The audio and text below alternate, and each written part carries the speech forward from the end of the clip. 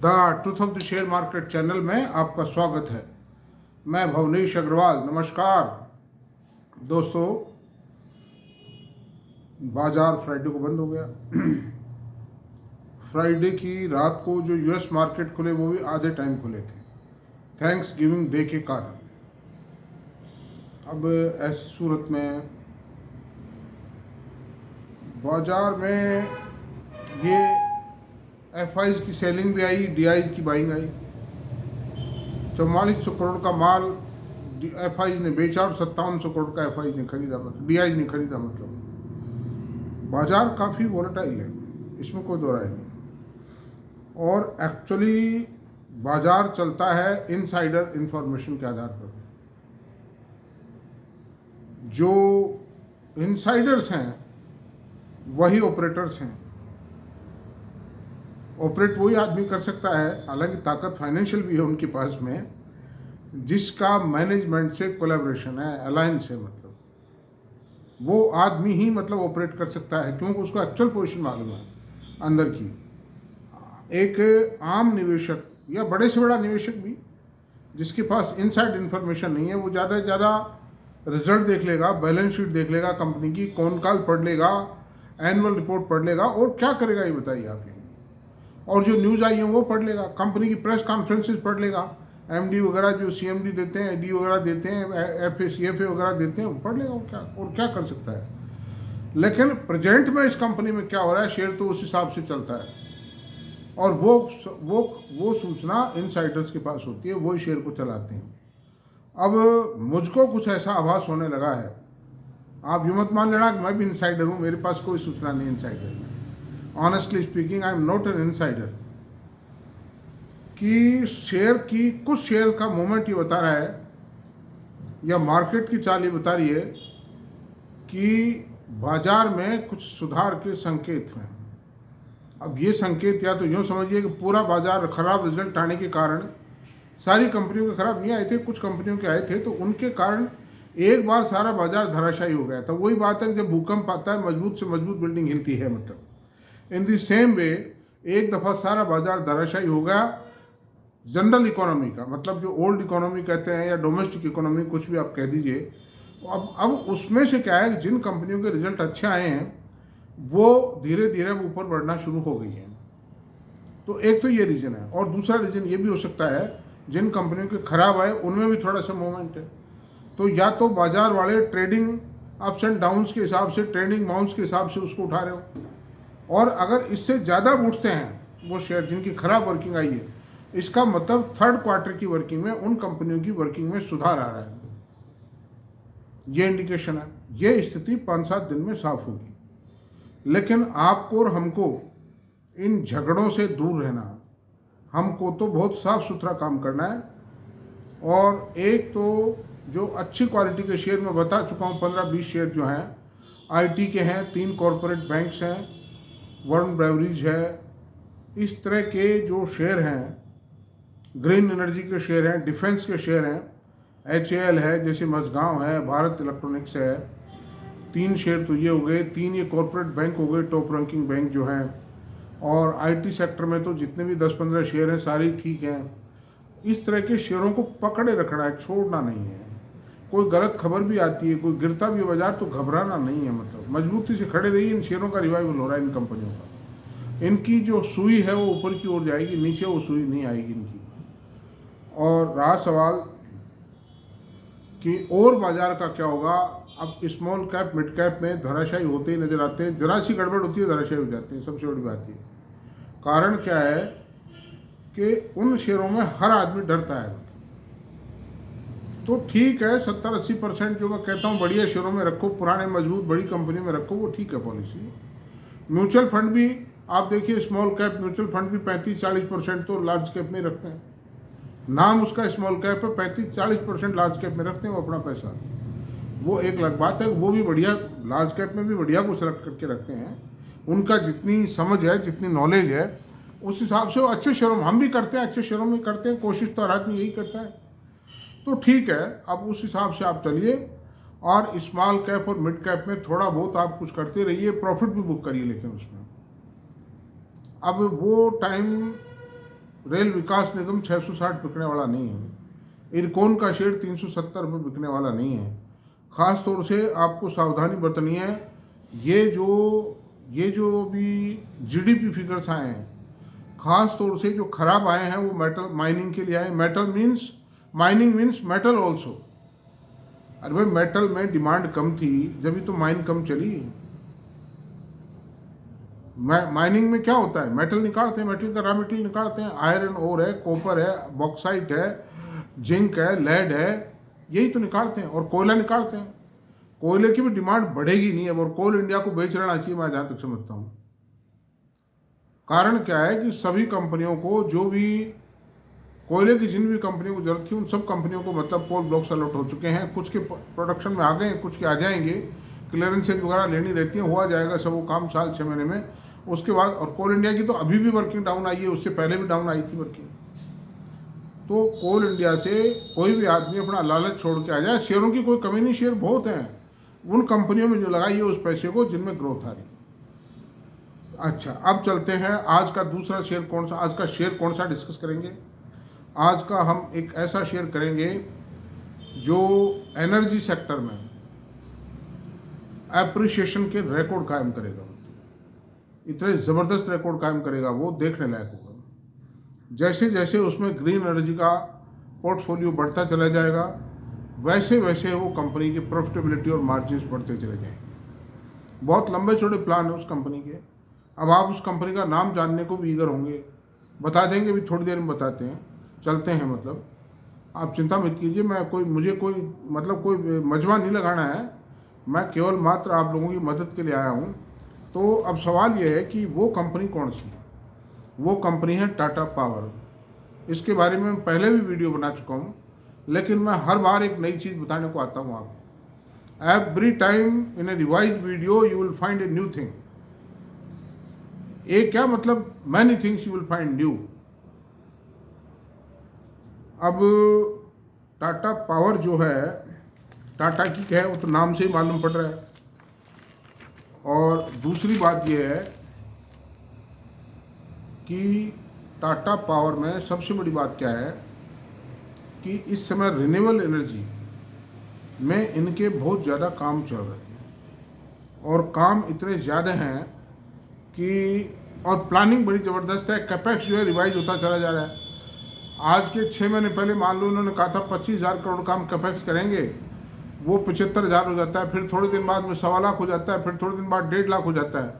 उसका कारण है, जैसे राजस्थान के अंदर 1,20,000 करोड़ रुपए का MOU किया है इन्होंने राजस्थान सरकार के साथ में।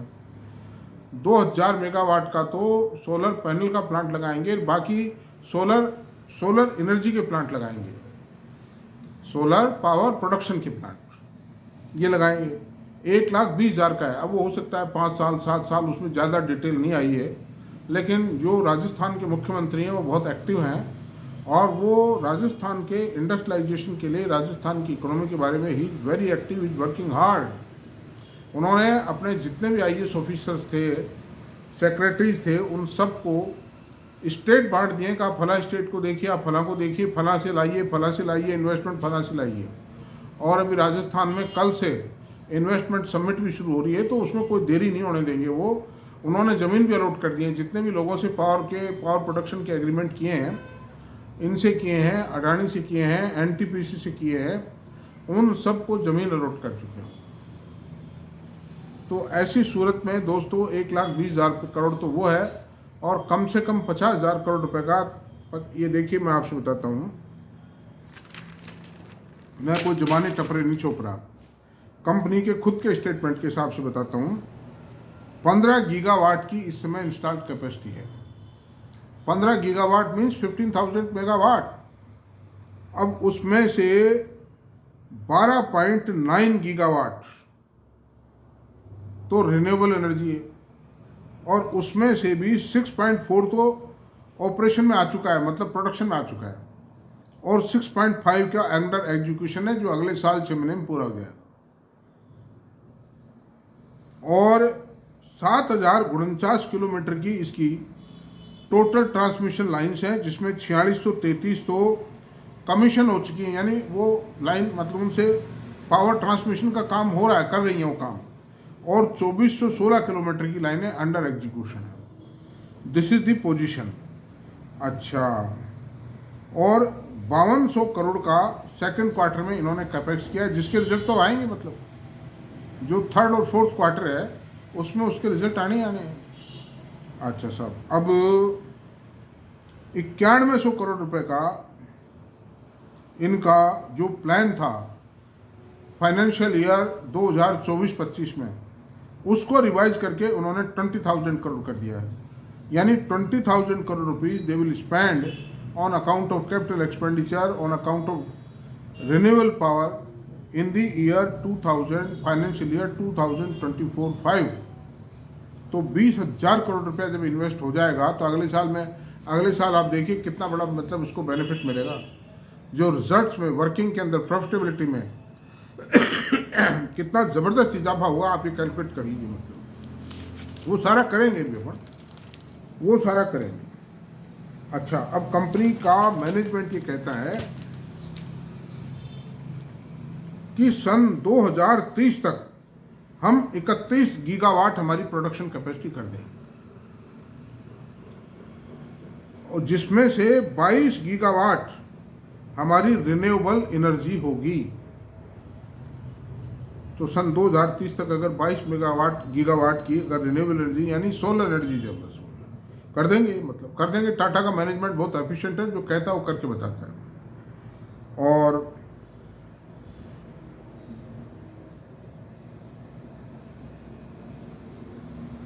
छियालीस 600 मेगावाट के, अच्छा ये बात रही। उसके अलावा जो राजस्थान गवर्नमेंट से इन्होंने एग्रीमेंट किया है, मूव किया है, उस पर अभी और डिटेल प्लानिंग बननी है, मतलब। लेकिन all these project will be completed by 2030। यही नहीं, ये जो 31 गीगावाट नहीं, ये कम से कम 50-60 गीगावाट की कैपेसिटी पूरी कर देंगे, मैं समझता हूँ। तो आप उस हालत में लगाइए कंपनी की सेल और प्रॉफिट कितना ज़बरदस्त आ जाएगा। और 331 करोड़ की इक्विटी है, छोटी सी इक्विटी है इसकी, मतलब वन पेड अप शेयर है हालांकि, but the equity is very small so far such large projects and large business is concern. अच्छा, अब चलते हैं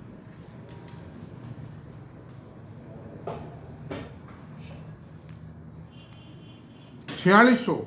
हाँ, इनके जो सोलर पैनल बनाने के प्रोजेक्ट हैं उनकी कैपेसिटी 4600 मेगावाट यानी 4.6 गीगावाट हो चुकी है। 2000 गीगावाट का तो अभी अगस्त सितंबर में इन्होंने मतलब कमीशन किया था प्लांट। 2000 मेगावाट का पहले हो चुका था, और 600 मेगावाट का 1992 में ही प्लांट लगा दिया था। उस समय पावर, सोलर पावर की मतलब चलता नहीं था मामला, बहुत महंगी थी उस समय। This was the position. तो उसका भी प्रॉफिट आना है, उसका भी प्रॉफिट आना है दोस्तों। ऐसी सूरत में Tata power is a jam in my eyes. अब हम चलते हैं टाटा पावर के जो फिनेंशियल डाटाज हैं उन पर चलते हैं। मार्केट कैप है 1,32,335 करोड़ रुपए, और इसकी प्राइस है आज की तारीख में 414 रुपये। 492 तक गया था, लेकिन बाजार के झटके के कारण गिर गया है। जैसे जैसे बाजार सुधरेगा ये बढ़ता चला जाएगा, क्योंकि इसमें दम बहुत है, इनहेरेंट पावर बहुत है, इनहेरेंट स्ट्रेंथ कह सकते हैं उसको, बहुत ज़्यादा है। अच्छा, हाई लो 495 में से 276 आए 52 वीक्स में। पी रेशो 34.98 हो गया मात्र। अडानी का पी रेशो क्या है, अडानी ग्रीन का 150। उस हिसाब से तो बहुत सस्ता शेयर है। और अडानी की तो जो इक्विटी है वो 15,000 करोड़ की है, मतलब 1500 करोड़ की है। इसकी इक्विटी 331 करोड़ है दोस्तों। अच्छा साहब, बुक वैल्यू 105 रुपये है। Dividend yield 0.48%। Adani green is not paying any dividend. अच्छा, ROCE 11.1% है, ROE 11.3% है, और फेस वैल्यू 1 रुपये है। 5 साल में क्या दिया इसने, बताते हैं आप। 5 साल पहले इस शेयर का रेट 55 रुपये 45 पैसे था। आज क्या रेट है, 414 रुपये। कितना टाइम हो गया, करीब 8 टाइम हो गया, मतलब 5 साल में 8 टाइम। अच्छा, प्रॉफिट CAGR 74.2% रहा इस कंपनी का। कंपनी बिल्कुल जीरो थी, मतलब उस समय, आज के 5 साल पहले बहुत अच्छी थी। और फिर बाद में क्या था, यूपीए गवर्नमेंट के टाइम पे गड़बड़ा गया सब कुछ पॉलिसी पैरालिसिस के कारण। दोबारा से इन्होंने कहानी इबारत लिखना शुरू किया है।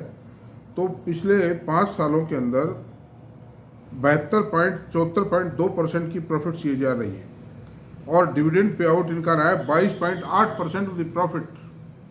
जितना कमाते हैं 22.8% they distribute in the form of dividend.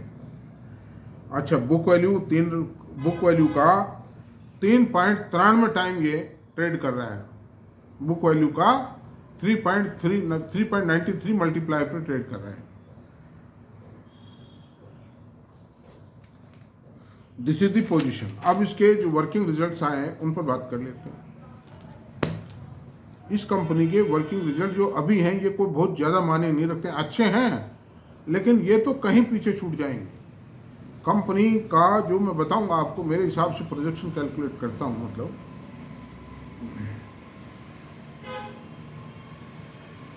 Cell financial year 29 में FY नहीं, अपने ये क्वार्टरली वर्किंग की बात करते हैं। क्वार्टरली वर्किंग की बात करते हैं। सेल कितनी थी सितंबर 23 में? 14,654 करोड़ रुपए की। फिर जून 24 में 17,294 करोड़ रुपए की सेल हुई और सितंबर 24 में 15,698 करोड़ रुपए सेल हुई, क्योंकि इस क्वार्टर में कम हुई है क्योंकि ये रेनी सीजन था। रेनी सीजन में डिमांड घट जाती है पावर की। इरिगेशन में ज़रूरत नहीं है, जो AC चलते हैं उसकी जगह पंखे से काम चल जाता है भाई, है कि नहीं। और कोई गर्म पानी वानी की इनकी कोई ज़रूरत पड़ती नहीं है, तो इसलिए वो डिमांड घट जाती है थोड़ी सी, वो सीजनल है कुछ। और ईयर इन ईयर तो बढ़ के आया है ना, ईयर इन ईयर प्रोडक्शन इसका सेल बढ़ के आई। अब अपन मार्जिन की बात कर लेते हैं। 18% मार्जिन थे सितंबर 23 में, ये जून 24 में 15% आए। कोल प्राइसेस के कारण ऐसा हो जाता है क्योंकि थर्मल भी है ना अभी इसमें। और सितंबर 24 में 21% मार्जिन आ गए इसके में। जैसे जैसे सोलर पावर का पोर्टफोलियो के प्रोडक्शन पोर्टफोलियो में सोलर पावर का रेशियो बढ़ेगा, वैसे वैसे इसकी प्रॉफिट मार्जिन बढ़ते चले जाएंगे। अच्छा, अब आप ईबिटा बताता हूँ। नेट प्रॉफिट पे बात कर लेते हैं। नेट प्रॉफिट है सितंबर 23 में 1,017 करोड़ रुपए प्रॉफिट था। जून 24 में 1,189 करोड़ रुपए प्रॉफिट आया और सितंबर 24 में 1,093 करोड़ नेट प्रॉफिट आया। ये नेट प्रॉफिट कम दिख रहा है आपको, क्यों दिख रहा है? मार्जिन बढ़ने के बावजूद भी, क्योंकि कंपनी ने 38% इनकम टैक्स पे किया इस क्वार्टर के अंदर। ये पिछला कर देते हैं, जो डेफर्ड टैक्स है उसको पेमेंट कर देते हैं, या कोई और टैक्स लाइबिलिटी आ गई होगी, तो 38% तो because the normal tax rate is not 38%, that is 25%। ऐसी सूरत में ईबिटा को देख लेते हैं। 2771 करोड़ का ईबिटा था सितंबर 23 में, जो सितंबर 24 में 3271 करोड़ रुपए हो गए, यानी 600 करोड़ रुपए का, 500 करोड़ रुपए का ईबिटा बढ़ गया। 25% ग्रोथ इन द ईबिटा।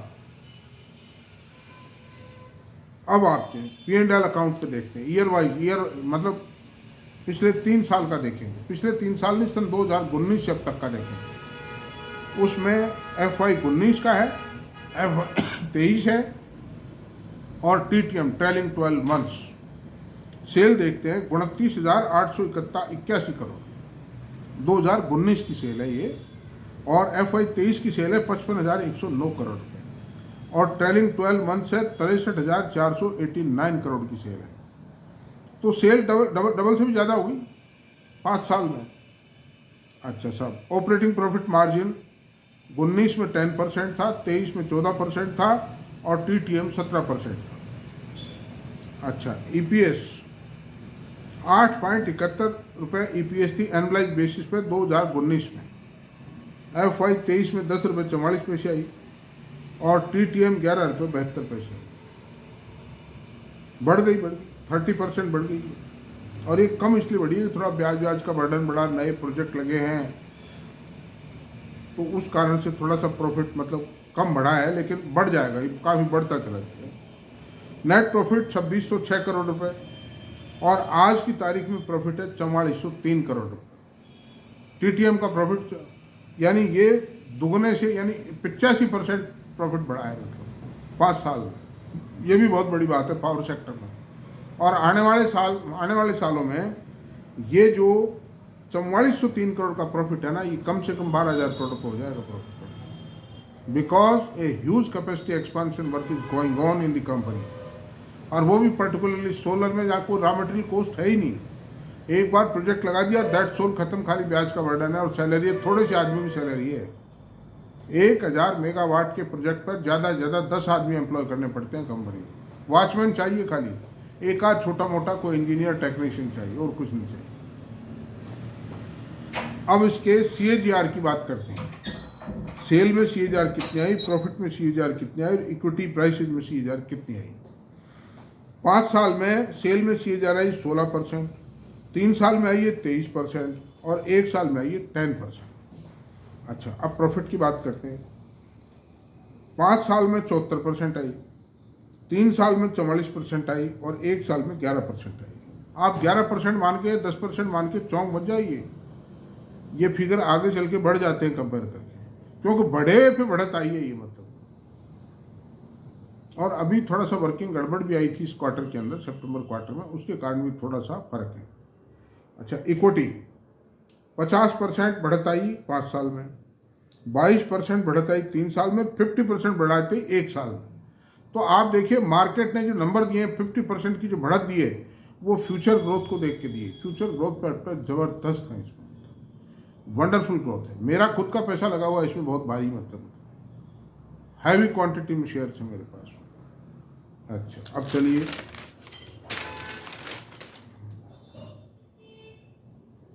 इस कंपनी की इक्विटी 320 करोड़ है, रिजर्व 33,360 करोड़ रुपए हैं, बोरोविंग्स 58,314 करोड़ रुपए के हैं, अदर लाइबिलिटी 53,137 करोड़ रुपए हैं। असेट बताते हैं आपको, फिक्स असेट 70,167 करोड़ के हैं। तो बोरोविंग्स तो 58,000 करोड़ की हैं, कोई खास बात नहीं, कुछ भी नहीं। उसके अगेंस्ट में सेट मौजूद है, फिक्स असेट, रिजर्व मौजूद है। अच्छा, अदर लाइबिलिटी में अदर असेट्स 45,216 करोड़ की और इन्वेस्टमेंट 15,444 करोड़ का और CWIP 14,306 करोड़ रुपए।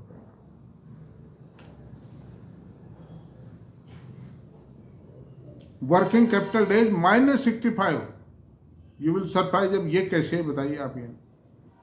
ये मेरी भी समझ में नहीं आता -65 कैसे है, लेकिन है ये, मतलब कंपनी ने शो किया है। अच्छा, अब चलते हैं कंपनी का कैश फ्लो। कंपनी का कैश फ्लो जो है 928 करोड़ माइनस में रहा है।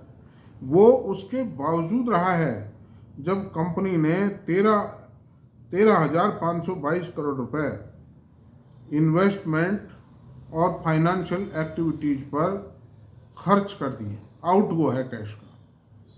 तो इतनी बड़ी कंपनी में 928 करोड़ रुपए का, जहाँ इतने बड़े इन्वेस्टमेंट चल रहे हैं, कोई मान ही नहीं। अच्छा, होल्डिंग्स क्या है? Promoter holding 44.86%, FFI holding 9.15%, DII holding 16.63%, government holding 0.33% और पब्लिक की होल्डिंग 12.02% है। तो दोस्तों, ऐसी सूरत में इसका ये एक सोने की सिल्ली है मेरी नज़र में, आपसे बताऊँ। लेकिन है तसल्ली का धन। जो पेशेंस रखेगा पैसे वो कमाएगा। टाटा के शेयरों में, अंबानी के शेयरों में, जो भी बड़े घराने हैं, बहुत बड़े मैनेजमेंट हैं, जमे हुए मैनेजमेंट हैं, ये पैसा उन्हीं लोगों को देते हैं जो इनके प्रति लॉयल हैं, यानी जो लॉन्ग टर्म तक अपने शेयरों को होल्ड करते हैं, देते रहते हैं। टाटा पावर ने सन 2020 में गुजरात गवर्नमेंट को एक ऑफर दी थी कि आप 1 रुपया दे दीजिए हमें, हम आपको 49% हमारी इक्विटी ट्रांसफर कर देते हैं। But the government of Gujarat refuse, because कि उस समय कंपनी की हालत बहुत ख़राब थी। ये तो बाद में जो ये मोदी गवर्नमेंट ने दुनिया भर की पावर के लिए दुनिया भर की अपलिफ्टमेंट पॉलिसीज लाए हैं। जैसे ऐसी बिजली जो खरीदती हैं उनको पेमेंट 30 डेज में करना पड़ेगा, अदरवाइज दे हैव टू पे द पैनल इंटरेस्ट। ये सारी बातें हैं, है नहीं। कोयले की अवेलेबिलिटी सही करवाई, ट्रांसमिशन सिस्टम को ओके किया, एक्सपांशन प्लान मंजूर किए, ग्रीन एनर्जी लेके आए, इन सब कारणों से इसका शेयर अब बढ़ता चला गया। सन 2023 तक मुझे भी टाटा पावर पे कोई भरोसा नहीं था, लेकिन जब मैंने इनके प्लान्स देखे हैं, जब इनके रिजल्ट आए, जो ग्रोथ देखी है, फ्यूचर प्लान है, उनको देख करके I am also lucrative towards Tata power. तो मेरा कोई पर्सनल इंटरेस्ट नहीं है दोस्तों, टाइम भी हो गया अब, तो आज का वीडियो यहीं तक रहने देते हैं। और आप लोगों से मेरा ये अनुरोध है कि पूरा वीडियो देखें प्लीज़, और अगर आपको वीडियो पसंद आया तो प्लीज़ इसको सब्सक्राइब करें, लाइक करें, शेयर करें, कमेंट करें। Thank you very much.